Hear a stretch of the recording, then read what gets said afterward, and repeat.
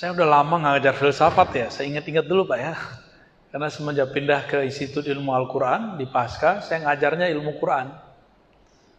Terakhir saya ngajar filsafat 2019 di Pasca, kita bedah kitab Ibnu Sina. Jadi saya kalau di kuliah, di pengajian, di pesantren sama, semuanya pakai kitab. Biar kita nggak kata orang. Itu kitab Ibnu Sina, judulnya Ilahiyat Syifa bab Ilahiyat, setebal ini. Bahasanya kata orang rumit, tapi saya baca sih biasa-biasa aja. Gak ada rumit-rumitnya. Cuma mungkin horor aja karena yang nulis Ibnu Sina.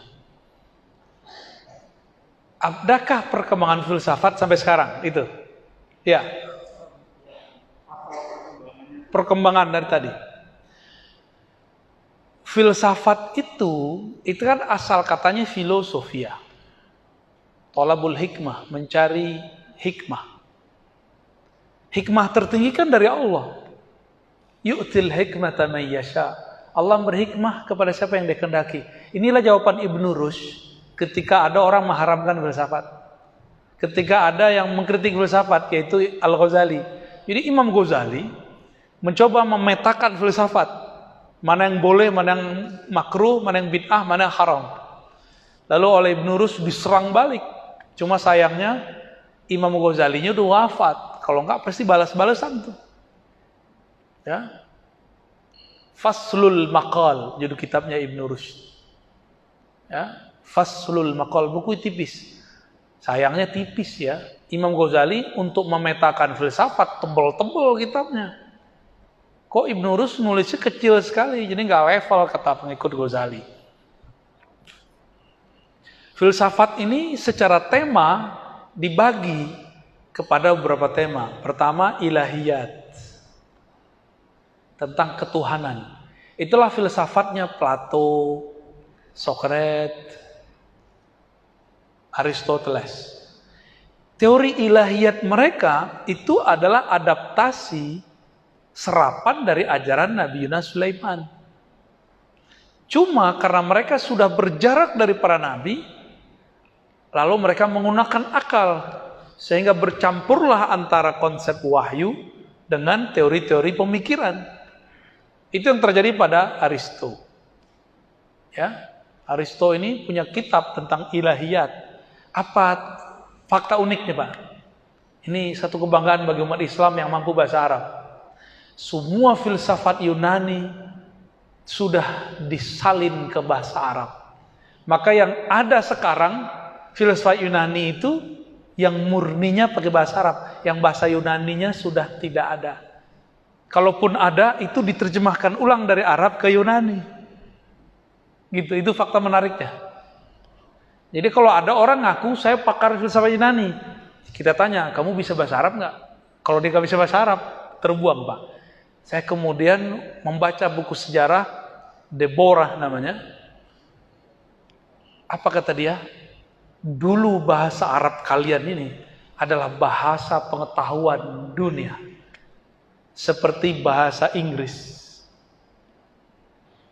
Jadi orang kalau keren, walaupun dia non-muslim, dia harus bisa bahasa Arab. Maka dari Vatikan, dari Prancis, dari Inggris, itu kan orang-orang Katolik, mengirim santri-santri untuk belajar di Andalus, belajar filsafat. Yang dipelajari filsafat Aristo. Siapa salah satu tokoh Yahudi yang ada? Namanya Ibnu Maimonides. Oleh karena itu ada satu kelompok Yahudi yang berfilsafat, akidahnya mirip dengan akidah Ahlussunnah. Itu kelompok yang mengikuti Ibnu Maimun. Fakta-fakta ini kalau kita buka, entah girang, entah sedih saya Pak. Entah girang, entah sedih. Entah apa yang mau saya katakan ya. Sedihnya apa? Teman saya mengharamkan filsafat. Girangnya apa? Loh, ternyata filsafat kita laku keras. Laku keras. Dulu filsafat Aristo itu nggak bisa dimengerti kecuali orang baca buku Al-Farabi.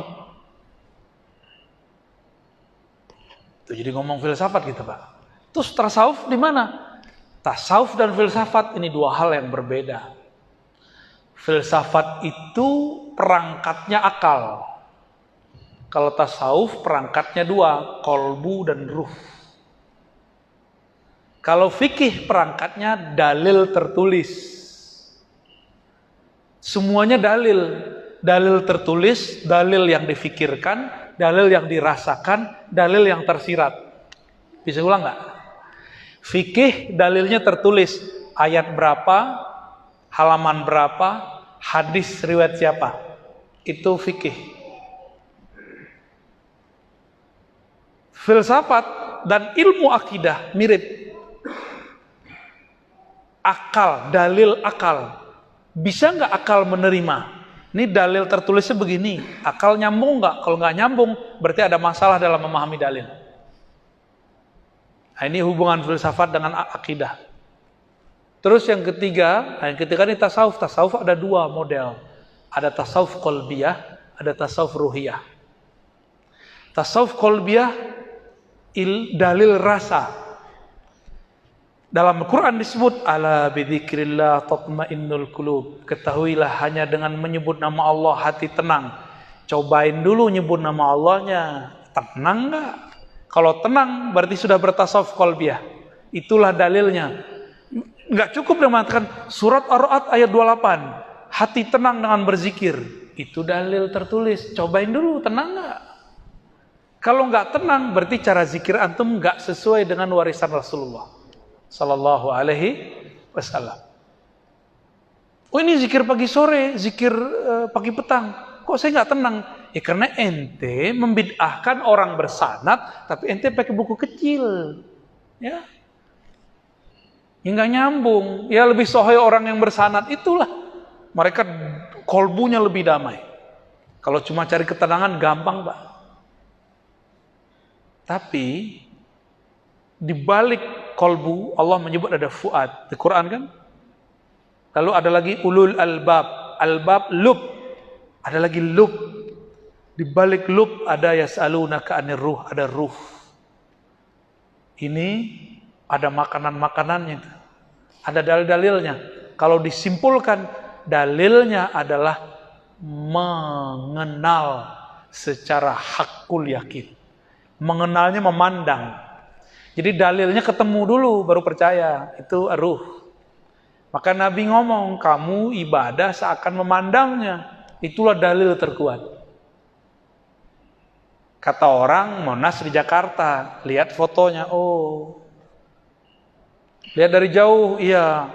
Kita deketin, kita naik, kita masuk, kita pegang-pegang, itu namanya baru ihsan. Ya. Kira-kira begitu kalau berbicara dalil. Maka dalil ini ada tingkatan-tingkatannya. Antum, saya, dalil kita sudah selevel mana? Jangan-jangan mana dalilnya masih dalil angka-angka halaman. Ya, itu mah cetek itu. Ya. Orang Yahudi juga bisa kalah sama filsafat. Filsafat udah mikir dia, dalil ini kok beda dengan dalil itu. Gimana cara mempertemukannya? Ini usul fikih, akidah, satu level dengan filsafat. Jadi kita beruntung, kita nggak perlu belajar filsafat sebenarnya. Cukup saya aja di kampus. Bapak cukup belajar usul fikih, lalu ilmu akidah. Itulah ilmu filsafat yang sudah diislamikan. Bagian yang terlarangnya sudah dibuang. Gitu, ya. Gitu Pak ya. Berarti ada filsafat yang bukan ilahiyat tentang materi, ya fisik, metafisika. Itu pembagian-pembagiannya.